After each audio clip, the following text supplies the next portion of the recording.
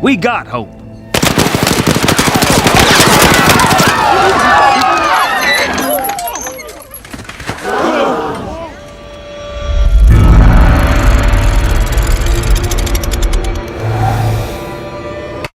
This is Rattlesnake Jake. He is the secondary antagonist in Nickelodeon's 23rd feature film, Rango.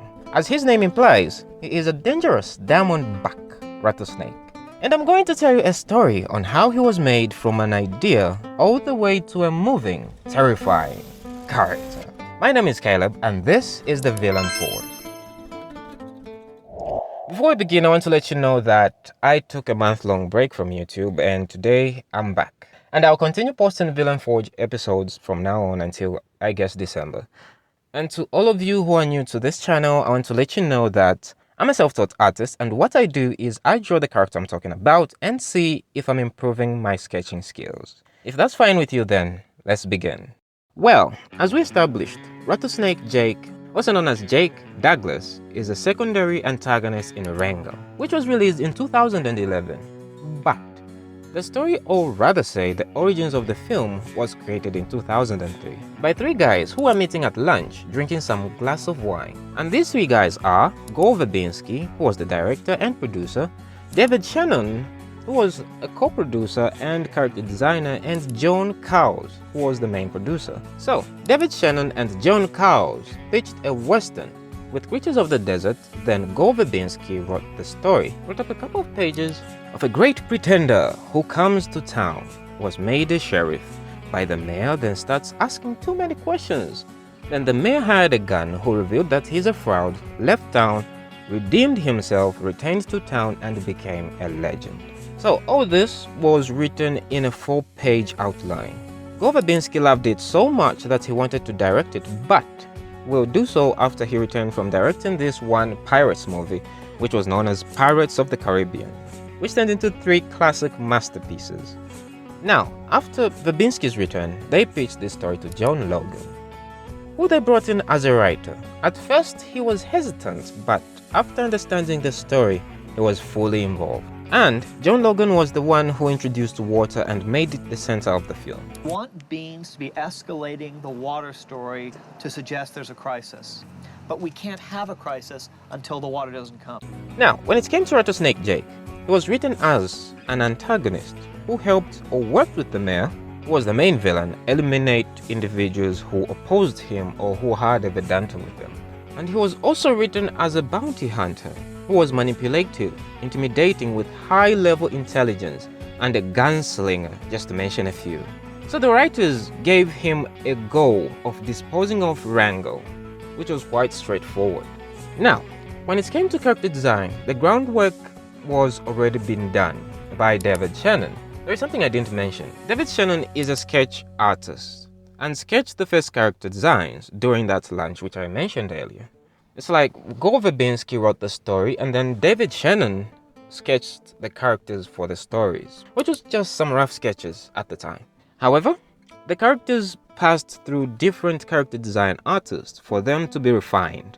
Artists like James Ward, who is a very good storyboard artist, then Eugene Yelchin, who is a talented abstract artist, and finally Mark McCree, aka Crush, who added much needed detail to the characters and given them a creature-like texture. Because of his experience on creating creatures for Pirates of the Caribbean, he came with Gore Verbinski because they worked on the Pirates of the Caribbean, and then he came into Rango as a character design artist. His expertise really transformed the characters to a different level. So when it came to Rattlesnake Jake's character, they started off safe and simple, with a hat and arms. That was the first character design. They then removed the arms but left the hat. Then Eugene and Crush made the character look scary with the added details by removing the rattle and replacing it with a gun with multiple cartridges, because of course he has no arms, and with a cross-laced leather band in a cowboy style, and finally was given a small black scales on the upper lip to resemble a mustache, if you had the time to notice it. All these features put together makes up Jake Douglas, Rattlesnake Jake.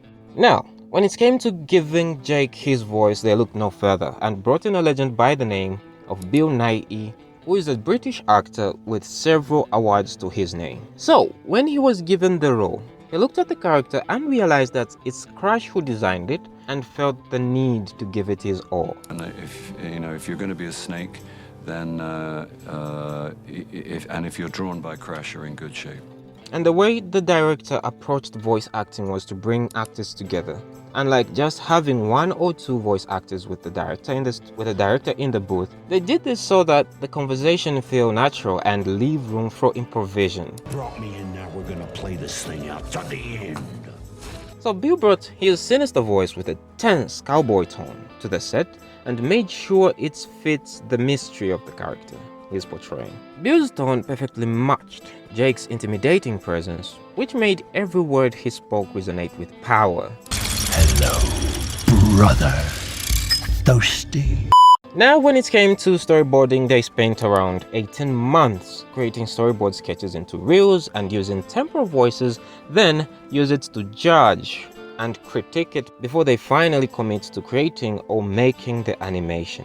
So when it came to animation, they used pre-recorded live scenes from the actors. What I mean is they had actors together, as I mentioned earlier, and filmed live scenes and used the footage as references for animation, like the behavior, the movement, and emotion, and called it emotion capture.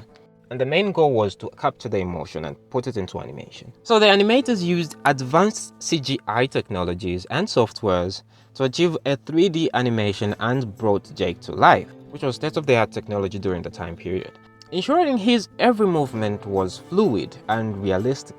I love that his movement was slow and tense, or rapid and rational, rather say recklessly intense. The CGI animation was done by Industrial Light and Magic, in short ILM, making Rango his first full-length animated feature film, because they usually did visual effects for live-action films, and lastly, Rango was Go Verbinski's first animated feature film.